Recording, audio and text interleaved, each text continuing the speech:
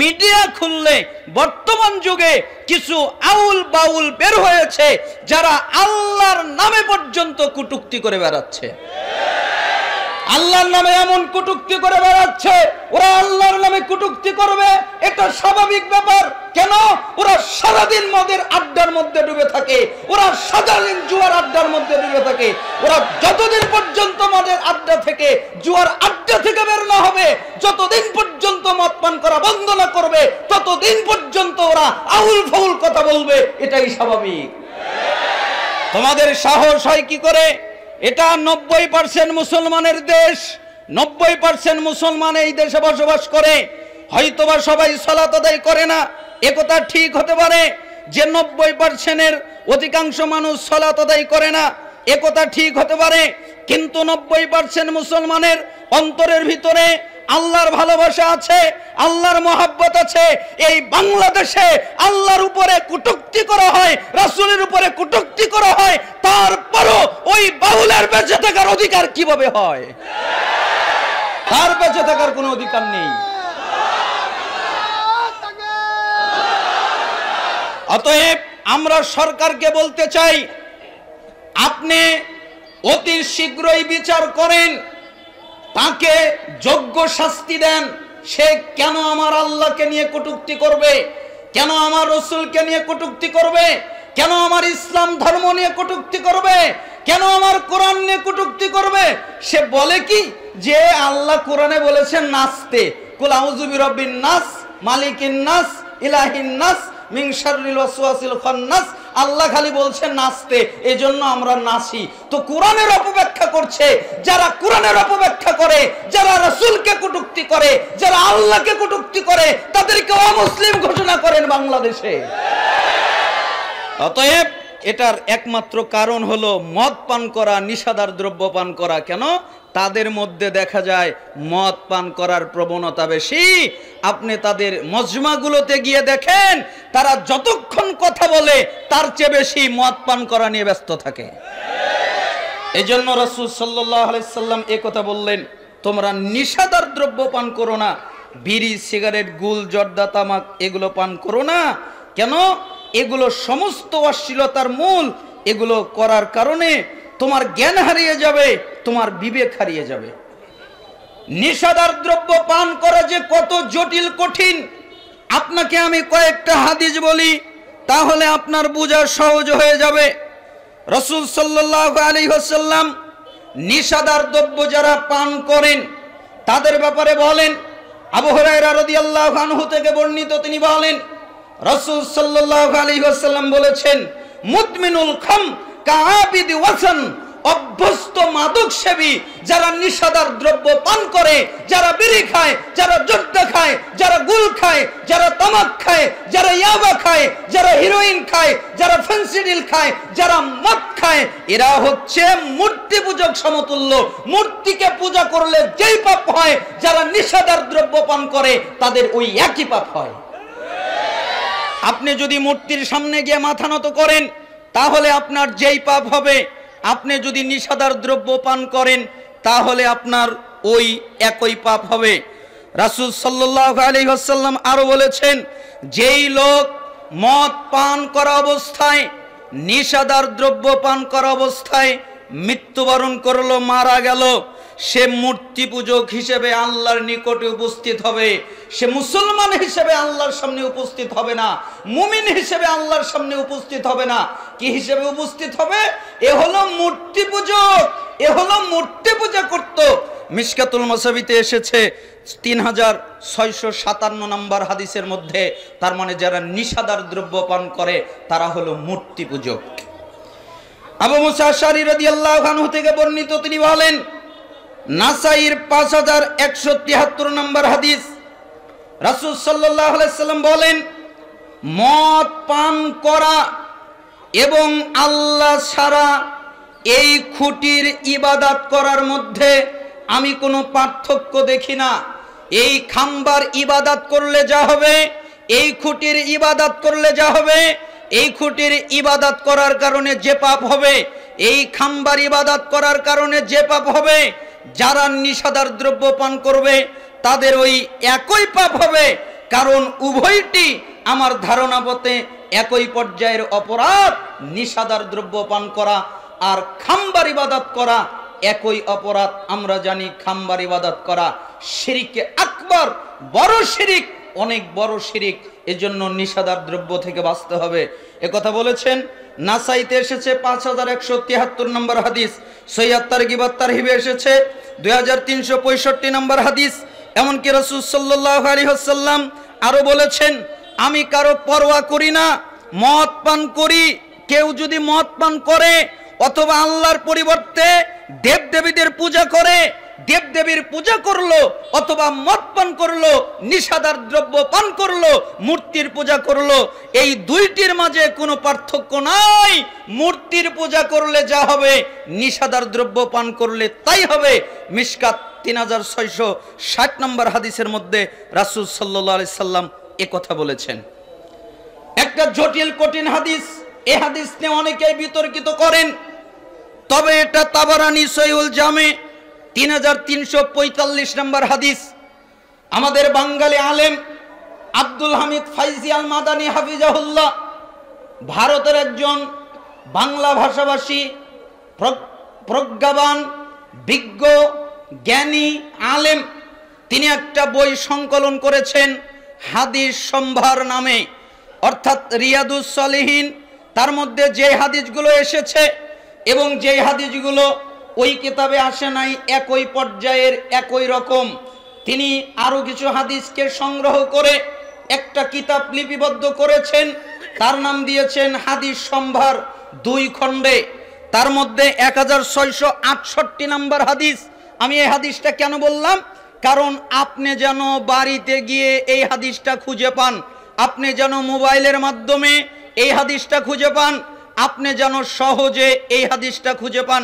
হাদিস সম্ভার 1668 নম্বর হাদিস। ইবনে আব্বাস রাদিয়াল্লাহু আনহুমা তিনি বলেন, আমি শুনেছি রাসূল সাল্লাল্লাহু আলাইহি ওয়াসাল্লাম বলেছেন, মদ হলো যাবতীয় অশ্লীলতার প্রধান।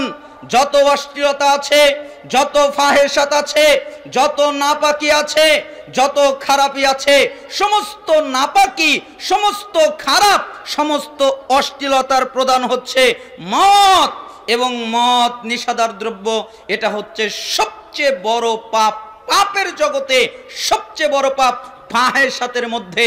ফাহেশাতের মধ্যে যত পাপ আছে, অশ্লীলতার মধ্যে যত পাপ আছে, এই পাপ সবচেয়ে বড় পাপ। মান শারিবাহা ওয়া ক্বালা উম্মিহি ওয়া খালাতিহি ওয়া আম্মাতিহি, যে ব্যক্তি তা পান করলো, বিড়ি পান করলো, সিগারেট পান করলো, জর্দা পান করলো, গুল পান করলো, তামাক পাতা পান করলো, মদ পান করলো, ইয়াবা পান করলো, হেরোইন পান করলো, ফেন্সিডিল পান করলো, আরো যত মদ বিভিন্ন নামে আছে এগুলো পান করলো, সে যেন তার মায়ের সাথে, সে যেন তার খালার সাথে, সে যেন তার ফুফুর সাথে রাত কাটালো, জিনা করলো, ব্যভিচার করলো। আমি আপনাকে কি দিয়ে বুঝাই, বুঝানোর ভাষা আমার কাছে নেই। আমি আপনাকে কি দিয়ে জানাই, জানানোর ভাষা আমার কাছে নেই। নিশাদার দ্রব্য পান করলে আপনি মূর্তি পূজক হবেন। নিশাদার দ্রব্য পান করলে আপনি মূর্তি পূজার সমপরিমাণ পাপ পাবেন। নিশাদার দ্রব্য পান করলে হিন্দুরা যেরকম মূর্তি পূজা করে ওই রকম মূর্তি পূজা করার পাপ পাবেন। নিশাদার দ্রব্য পান করলে মায়ের সাথে, ফুফুর সাথে, খালার সাথে জিনা করার পাপ পাবেন। এমনকি নিশাদার দ্রব্য পান করলে রাসূল সাল্লাল্লাহু আলাইহি সাল্লাম বলেন, লা ইয়াদখুলুল জান্নাহ মুদমিনুল খাম, অভ্যস্ত নিশাদার দ্রব্য পানকারী, মাদক সেবী যারা অভ্যস্ত হয়ে যায়, একদম পরিপূর্ণভাবে নিশাদার দ্রব্য পান করে, তারা জান্নাতে প্রবেশ করবে না। ইবনে মাজাহ 3439 নম্বর হাদিস। আব্দুল্লাহ বিন আমর রাদিয়াল্লাহু আনহু থেকে বর্ণিত, তিনি বলেন রাসূল সাল্লাল্লাহু আলাইহি ওয়াসাল্লাম বলেছেন, কেউ যদি নিশাদার দ্রব্য পান করে তাহলে 40 দিন তার সালাত কবুল হয় না, 40 দিন তার ইবাদত কবুল হয় না, 40 দিন তার দোয়া কবুল হয় না। যদি সে খাঁটি তওবা করে তাহলে আল্লাহ তাকে ক্ষমা করে দেন, আল্লাহ তাকে মাফ করে দেন। এরপরে যদি আবার নিশাদার দ্রব্য পান করে, তওবা যদি না করে, নিশাদার দ্রব্য পান করে, তাহলে 40 দিন তার সালাত কবুল হবে না, তার দোয়া কবুল হবে না, তার কোনো ইবাদত কবুল হবে না। সে যদি তওবা করে তাহলে আল্লাহ তাকে মাফ করে দিবেন। এরপরে আবার যদি নিষাদার দ্রব্য পান করে তাহলে 40 দিন তার ইবাদত কবুল হবে না, এরপরে তার দোয়া কবুল হবে না। সে যদি তওবা করে তাহলে আল্লাহ তাকে মাফ করে দিবেন, আল্লাহ তাকে ক্ষমা করে দিবেন। এরপরে চতুর্থবার সে যদি নিষাদার দ্রব্য পান করে তাহলে আল্লাহ তাআলার দায়িত্ব, তিনি ওয়াদা করেছেন কিয়ামতের দিন তাকে রাদগাতুল খাবাল পান করাবেন। সাহাবীরা জিজ্ঞেস করলেন, হে আল্লাহর রাসূল, রাদগাতুল খাবাল কি আপনি বলেন?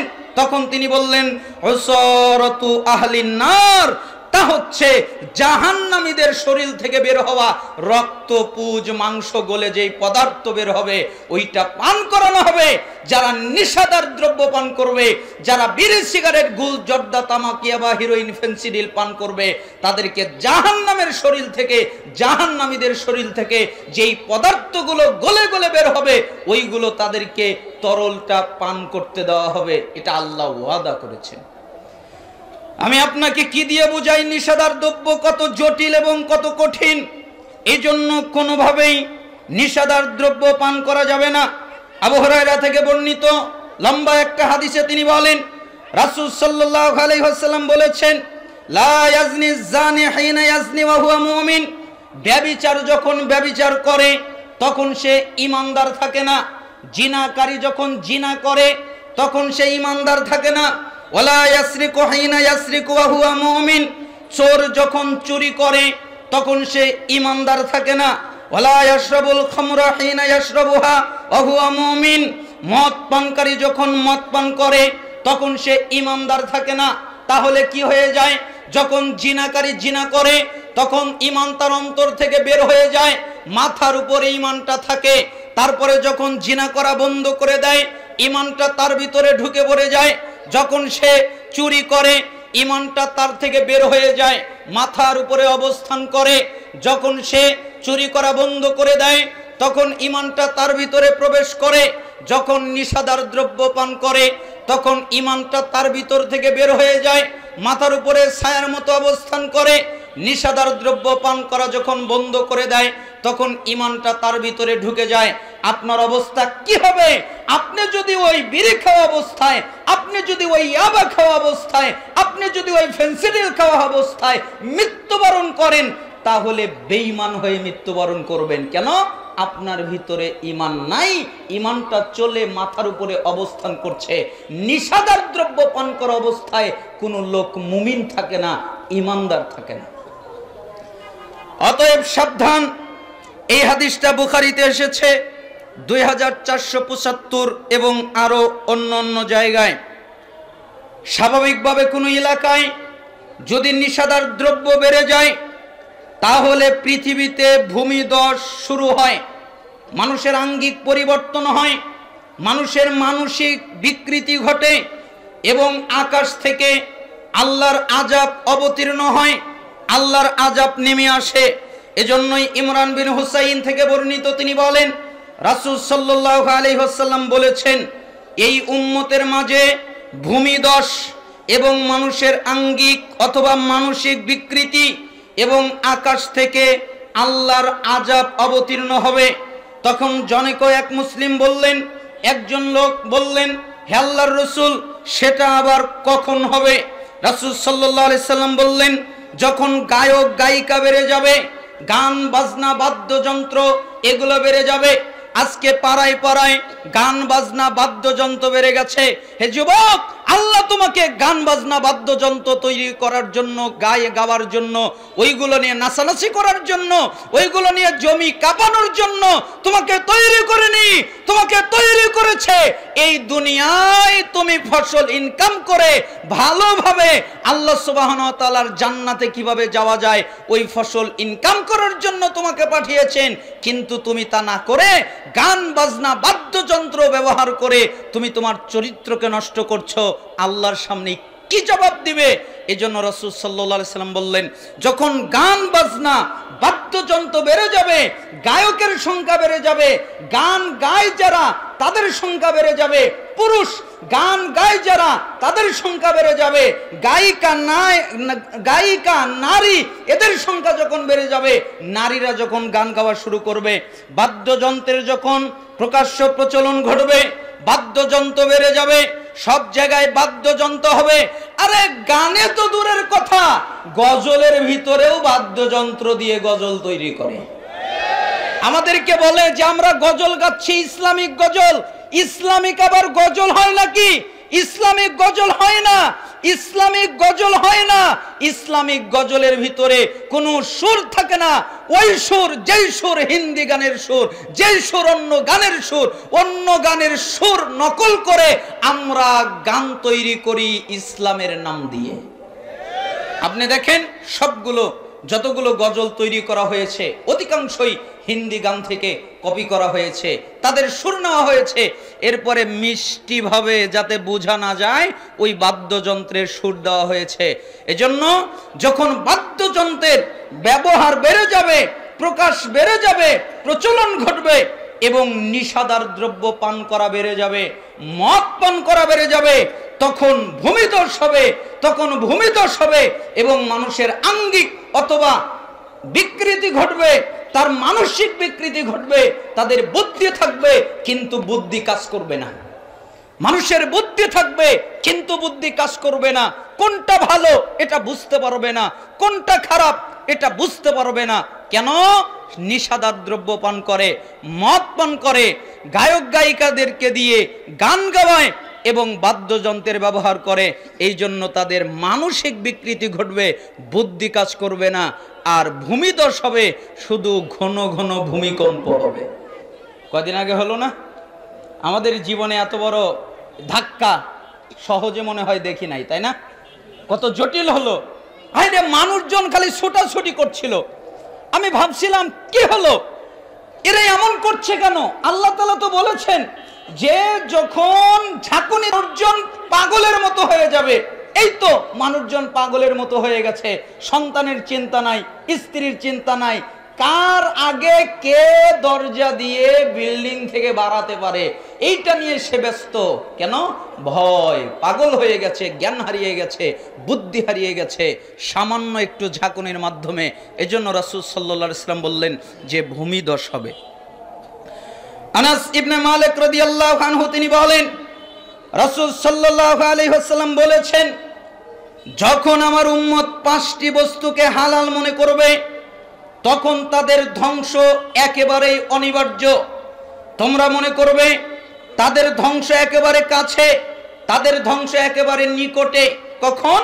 যখন তারা 5টা বস্তুকে হালাল মনে করবে।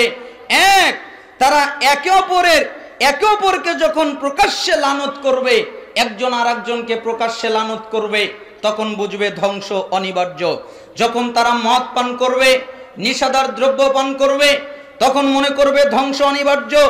যখন পুরুষ হয়ে সিল্কের পোশাক পরিধান করবে, তখন মনে করবে ধ্বংস অনিবার্য। যখন গায়িকাদেরকে সাদরে গ্রহণ করবে, যৌন ব্যাপারে পুরুষ পুরুষের জন্য যথেষ্ট তারা মনে করবে, মহিলা মহিলার জন্য যথেষ্ট তারা মনে করবে, তখন তোমরা মনে করবে যে অবশ্যই তোমাদের ধ্বংস অনিবার্য। রাসূল সাল্লাল্লাহু আলাইহি সাল্লামের সাহাবী আব্দুল্লাহ বিন আব্বাস রাদিয়াল্লাহু আনহু থেকে বর্ণিত, তিনি বলেন রাসূল সাল্লাল্লাহু আলাইহি ওয়াসাল্লাম বলেছেন, ফেরেশতারা 3 ধরনের মানুষের নিকটবর্তী হয় না, মানুষের নিকটে আসে না, মানুষের কাছাকাছি আসে না। তারা হচ্ছে 3 শ্রেণীর মানুষ। এক শ্রেণীর মানুষ হলো জুনুবে ব্যক্তি, অর্থাৎ যার গোসল ফরজ হয়েছে কিন্তু গোসল করে নাই, যতক্ষণ গোসল না করে ততক্ষণ তার কাছে মালাক ফেরেশতা আসে না। মদ পাই, যখন তারা নিশাদার দ্রব্য পান করে তখন তাদের কাছ থেকে মালাক ফেরেশতারা চলে যায়। খালুক, যাতে জাফরান মিশ্রণ খুব বেশি, এই সুগন্ধি মাখলে ফেরেশতা চলে যায়।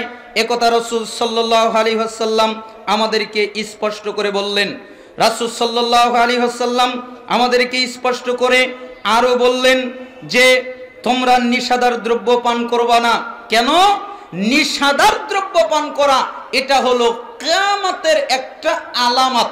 যখন নিশাদার দ্রব্য পান করা বেড়ে যাবে, যখন মানুষজন নিশাদার দ্রব্য পান করবে, তখন মনে করবে যে কিয়ামতের আর বেশি সময় বাকি নেই। আনাস বিন মালিক রাদিয়াল্লাহু আনহু তিনি বলেন, রাসূল সাল্লাল্লাহু আলাইহি ওয়াসাল্লাম বলেছেন, কিয়ামতের আলামতগুলোর মধ্যে এও আছে, মূর্খতা বিস্তার লাভ করবে, সব মানুষই মূর্খ হয়ে যাবে, কিছু বুঝতে পারবে না, কোনটা ভালো কোনটা মন্দ এটা বুঝার তাদের ক্ষমতা থাকবে না। অধিকাংশ মানুষ মূর্খ হয়ে যাবে, জ্ঞান কমে যাবে, বিদ্যা কমে যাবে, ব্যভিচার বেড়ে যাবে, মানুষজন ব্যভিচার করে বেড়াবে।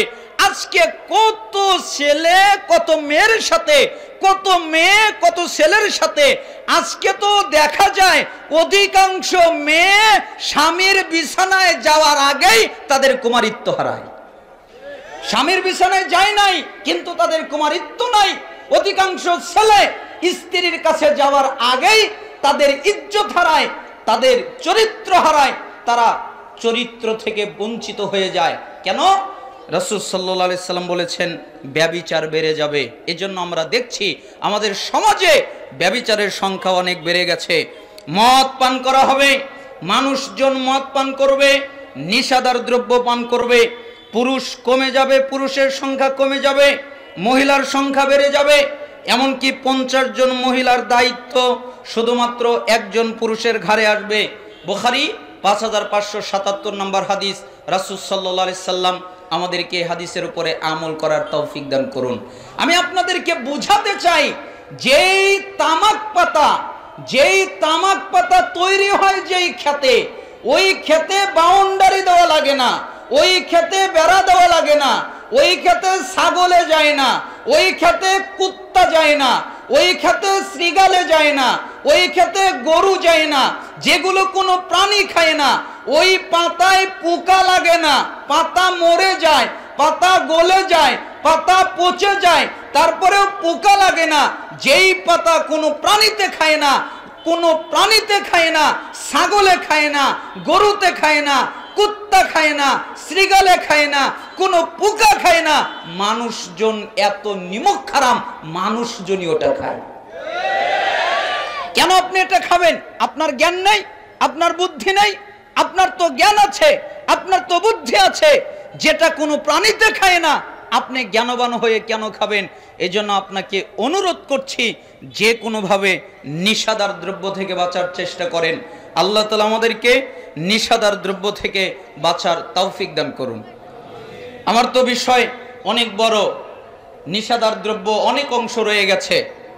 তারপরে জুয়া, মাদক সেবনের অপকার, কি কি অপকার হয়, মদখোরের কি শাস্তি দিতে হয়, জিনা নিশাদার দ্রব্য যারা পান করে তাদের কি শাস্তি, ধূমপান নিয়ে একটা বিস্তারিত বিবরণ, যে ধূমপান কেন হারাম, জর্দা তামাক কেন হারাম, ধূমপান করলে কি কি ক্ষতি হয়, কি কি ধ্বংস হয়, মানুষের দৈহিক শারীরিক আত্মিক এ বিষয়গুলো রয়েছে। এবং ধূমপানের কাল্পনিক উপকার, মানুষ যে কাল্পনিক উপকারগুলো দাবি করে যে এই উপকারগুলো হয়, তার জবাব। এরপরে আমাদের রয়েছে জুয়া। আপনারা জানেন যে রাসূল সাল্লাল্লাহু আলাইহি সাল্লাম, এমনকি আল্লাহ সুবহানাহু ওয়া তাআলা জুয়াকে নিষেধ করেছেন। আমাদের অনেকগুলো কথাই রয়ে গেছে, আমরা বলতে না পারায় দুঃখিত। আপনারা আমাকে ক্ষমা সুন্দর দৃষ্টিতে দেখবেন। আমি যতটুকু কথা বলেছি, এই কথার মধ্যে যা কল্যাণকর তা আল্লাহর পক্ষ থেকে, এবং যা ভুলভ্রান্তি হয়ে গেছে তা শয়তানের পক্ষ থেকে। আল্লাহ সুবহানাহু ওয়া তাআলা আমাকে কবুল করুন, আপনাদেরকে কবুল করুন, এই আল ইকরাম ফাউন্ডেশনকে কবুল করুন। আল্লাহ সুবহানাহু ওয়া তাআলা সবাইকে কবুল করুন। আমি আমার আলোচনা এখানে শেষ করছি। ওয়া আখির দাওয়ানা আনিল হামদুলিল্লাহি রাব্বিল আলামিন। আসসালামু আলাইকুম ওয়া রাহমাতুল্লাহ।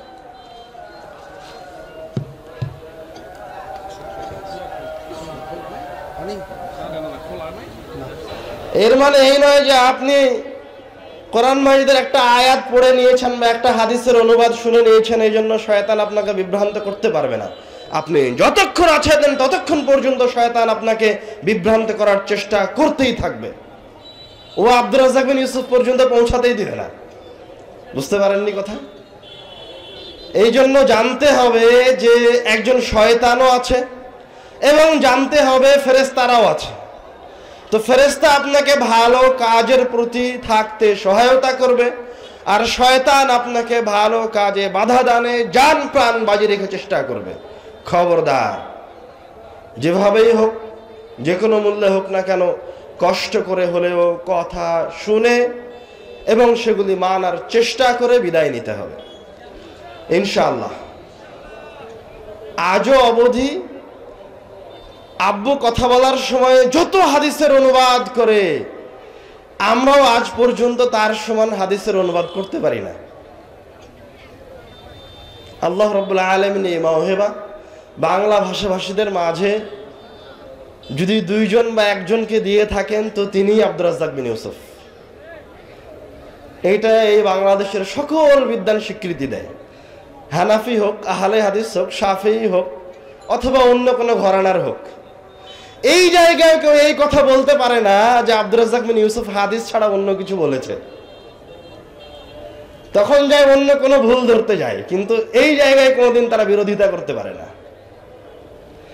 এই জন্য আপনাকে মজবুত থাকতে হবে যে আমি রাসূলের কথা এবং রব্বুল আলামিনের কথা শুনে শেষ হওয়া পর্যন্ত উপস্থিত থেকে তারপর এখান থেকে উঠবো, তার আগ পর্যন্ত উঠবো না ইনশাআল্লাহ।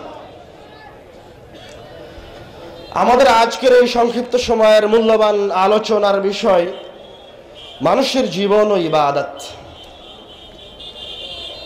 অথবা ইবাদত ও সময়। কেন আলোচনার বিষয় ইবাদত ও সময়? কেন আলোচনার বিষয় ইবাদত ও মানুষের কর্মজীবন? কেননা বর্তমান বিশ্বে মানুষ যে ভয়ঙ্কর ফাঁদে পড়েছে এবং মানুষ যে প্রতারণার ফাঁদে পড়ে এই বিশ্বাস তাদের অন্তরে নিয়ে এসেছে যে ইবাদতের জায়গা মসজিদ, আর ইবাদতের জায়গা হচ্ছে হজ, আর ইবাদতের জায়গা হচ্ছে রমজান মাস, এটা টোটালি ইসলামের সাথে সাংঘর্ষিক। এটা আপনাকে বোঝা লাগবে। তো এটা কিভাবে আসলো, কিভাবে মানুষ মনে করলো যে মানুষের ইবাদত মসজিদে যাওয়া শুধুমাত্র, মানুষের ইবাদত শুধুমাত্র হজ করতে যাওয়া, মানুষের ইবাদত শুধুমাত্র রমজান মাস? কে আপনার ইবাদতকে, কে আপনার সময়কে শুধুমাত্র এই কয়েক শ্রেণীর ইবাদতের মাঝে আবদ্ধ করে দিল? আশ্চর্য কথা। আল্লাহ রাব্বুল আলামিন, আল্লাহ রাসূল তো কোথাও এমন কোনো কথা বলেননি। রব্বুল আলামিন তো বলছেন ওয়ামা উমিরু, তাদেরকে আর কোনো নির্দেশই দেওয়া হয়নি, ইল্লা লিয়াবুদুল্লাহ মুখলিসিন, তাদেরকে আর কোনো নির্দেশই দেওয়া হয়নি শুধুমাত্র একটা নির্দেশ ব্যতীত। এটা হচ্ছে, সেই নির্দেশ হচ্ছে তারা ইখলাসের সাথে রব্বুল আলামিনের ইবাদত করবে। আর এক আয়াতে রব্বুল আলামিন বলছেন ওয়ামা খালাকতুল জিন্না ওয়াল ইনসা ইল্লা লিয়াবুদুন। সবাই জানেন যে রব্বুল আলামিন মানুষের জিনকে সৃষ্টি করেছেন শুধুমাত্র তার ইবাদতের জন্য, অন্য কোনো কাজই নাই। তাহলে এবার আপনি আমাকে উত্তর দেন যে আপনার কর্মজীবনের সাথে, আপনার ওই ভ্যান চালানোর সাথে, আপনার ওই এমপি মন্ত্রিত্বের সাথে, অথবা আপনার চাকরিটার সাথে রব্বুল আলামিনের ইবাদতের সম্পর্ক কোথায়? কে আপনাকে শিখালো যে শুধুমাত্র হজ করতে যাওয়া ইবাদত? আপনি আপনার ইবাদতকে এইভাবে পিঞ্জিরার ভিতরে পিঞ্জিরাবদ্ধ করেছেন শুধুমাত্র এক অদৃশ্য সেকুলারিজমের ছায়া তলে পড়ে। এটা আমি আপনি বুঝে উঠতে পারিনি। কেন? কেননা সেকুলারিজম তারা নিজেদেরকে ধর্ম বলে কোনো সময় দাবি করেনি, কিন্তু বাস্তবে তারা একটা ধর্ম। সেকুলারিজম কখনো নিজেদেরকে আদর্শ বলে দাবি করেনি, কিন্তু তারা বাস্তবে নিজে একটা আদর্শ, যে আদর্শ বাস্তবায়নের জন্য 1500 খ্রিস্টাব্দ থেকে আজ পর্যন্ত কোটি কোটি মানুষকে হত্যা করা হয়েছে, প্রায় 10 থেকে 13 কোটি মানুষকে হত্যা করা হয়েছে।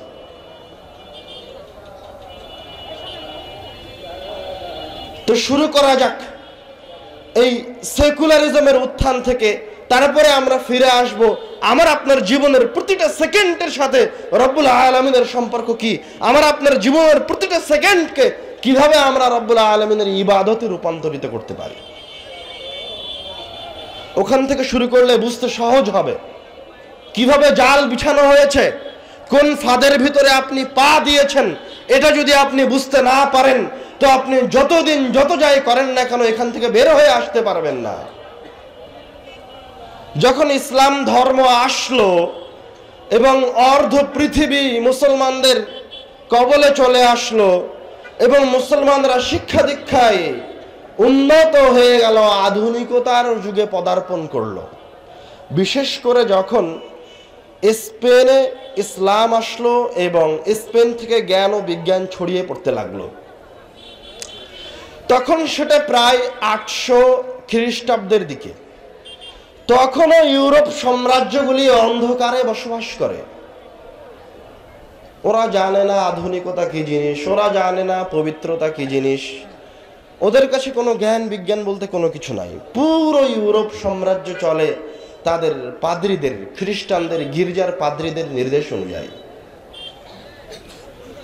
যখন স্পেনে 1000 খ্রিস্টাব্দের দিকে যখন মুসলমানদের জ্ঞান বিজ্ঞান পৃথিবীর আনাচে কানাচে ছড়িয়ে পড়লো, মুসলমানরা যখন আধুনিকতার যুগে, যখন অ্যালগোরিদম আবিষ্কার হয়ে গেছে, গাণিতিক বিদ্যা আবিষ্কার হয়ে গেছে, যখন মানুষ সুন্দর সূর্য, চন্দ্র, গ্রহ এবং একাধিক বৈজ্ঞানিক জিনিসকে আবিষ্কার করে ফেলেছে, তখন ইউরোপ দেশগুলি থেকে অসংখ্য মানুষ আসতে শুরু করলো জ্ঞান বিজ্ঞান অর্জনের জন্য। মুসলমানরা জ্ঞান বিজ্ঞান বিলিয়ে দিচ্ছে, উপস্থিত ওই সময়ে খ্রিস্টানরা এই জ্ঞান বিজ্ঞানকে দমিয়ে রাখার জন্য খ্রিস্টান পাদ্রীদের নির্দেশে বিজ্ঞানীদের ওপর বর্বর জুলুম চলমান।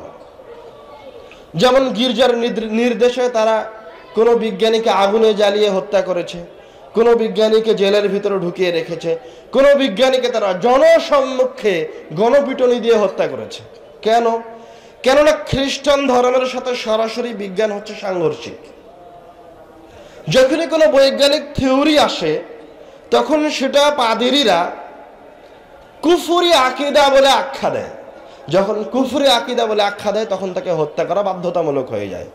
কিন্তু যখন মুসলমানদের কাছ থেকে জ্ঞান বিজ্ঞান শিখে আসলো ইউরোপিয়ানরা, তখন তারা এটা স্পষ্টভাবে বুঝতে পারলো যে আমাদের ধর্মের সাথে বিজ্ঞানকে চালানো সম্ভব নয়, আমাদের ধর্মের সাথে কর্মজীবন চালানো সম্ভব নয়, আমাদের ধর্মকে গির্জার মাঝে সীমাবদ্ধ করে দিতে হবে। এই শুরু হলো খ্রিস্টানদের আন্দোলন।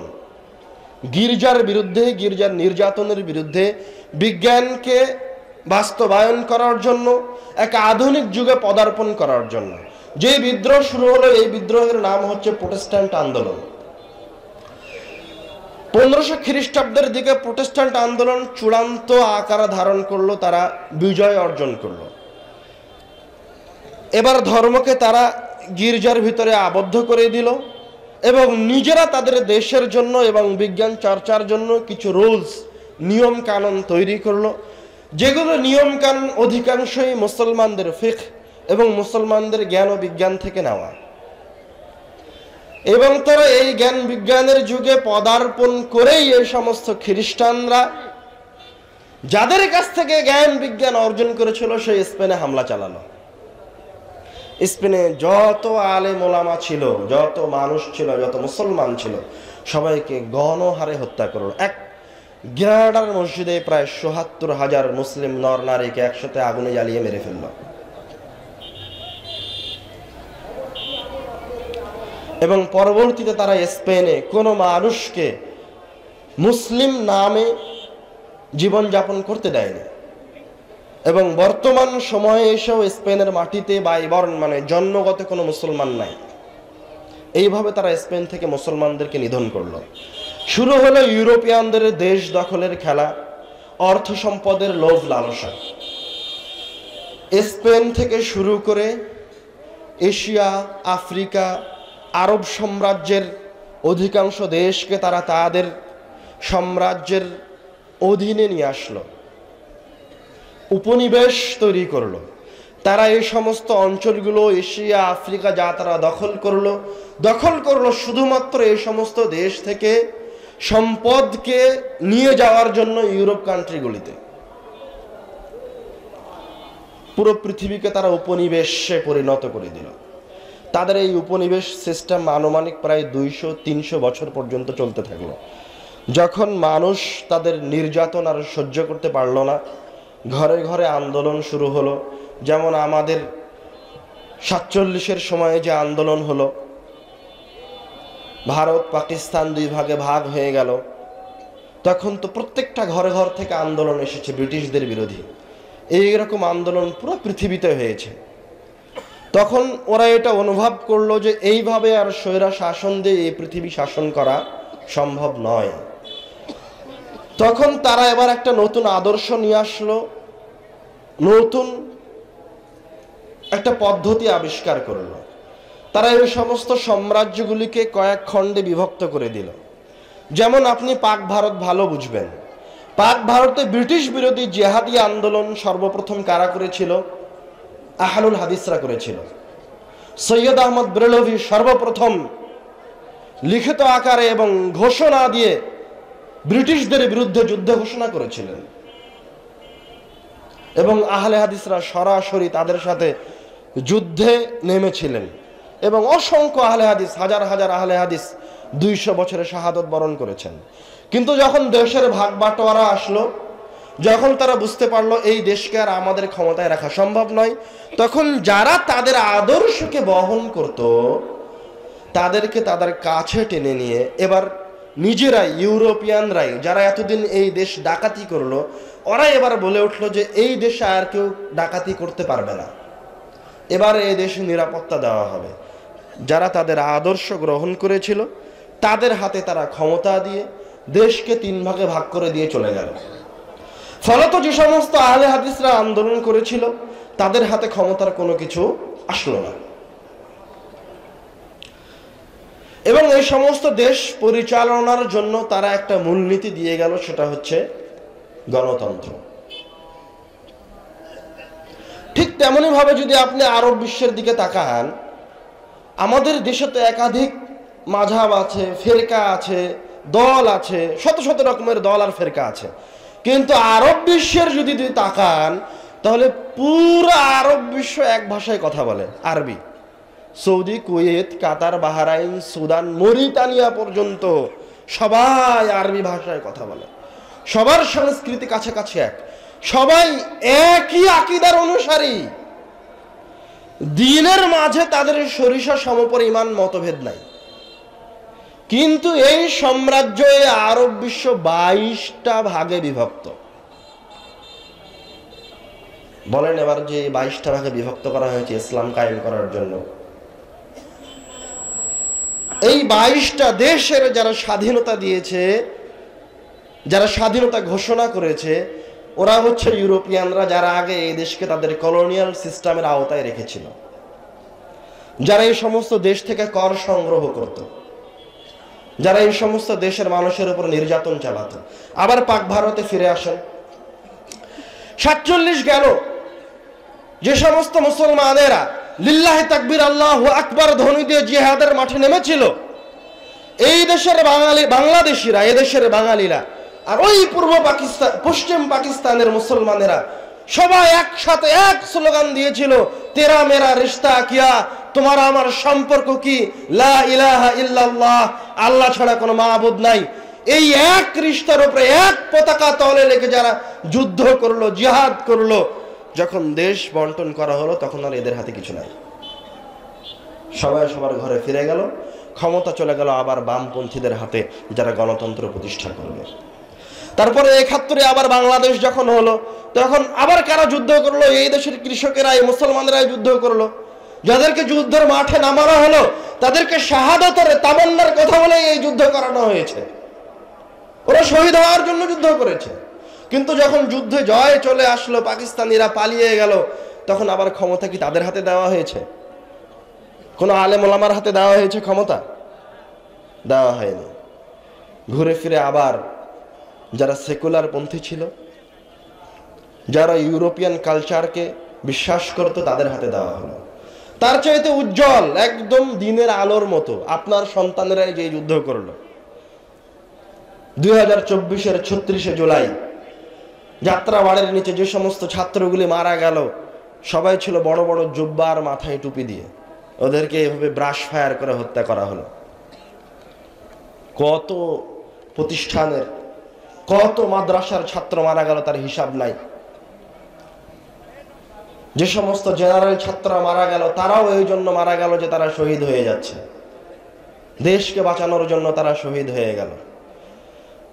যখন আপনাদের জয় জয় ভাব, বিজয় চলে এসেছে, তখন এবার এমবেসি ছাত্রদের সাথে মিটিং দিয়ে ক্ষমতাকে আরো তাদের পাকাপোক্ত করলো। যারা আবার গণতন্ত্র বাস্তবায়ন করবে, যারা তাদের আদর্শকে মনে প্রাণে বিশ্বাস করে, তাদের হাতে পুনরায় ক্ষমতা অর্পণ করলো। আমার আপনার কিছু নাই, আমার আপনার কোনো ক্ষমতাই নাই।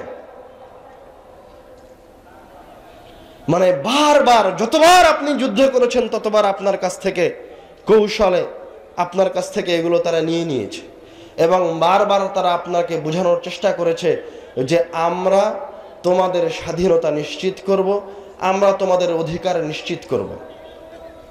এবং এই জায়গায় আপনাদেরকে আবার স্মরণ করিয়ে দেই, ওই যে 1500 খ্রিস্টাব্দে প্রোটেস্ট্যান্ট আন্দোলন শুরু হলো এবং তারা ধর্মকে গির্জার ভিতরে করে দিল আর নিজেরা একটা আদর্শ প্রতিষ্ঠা করলো।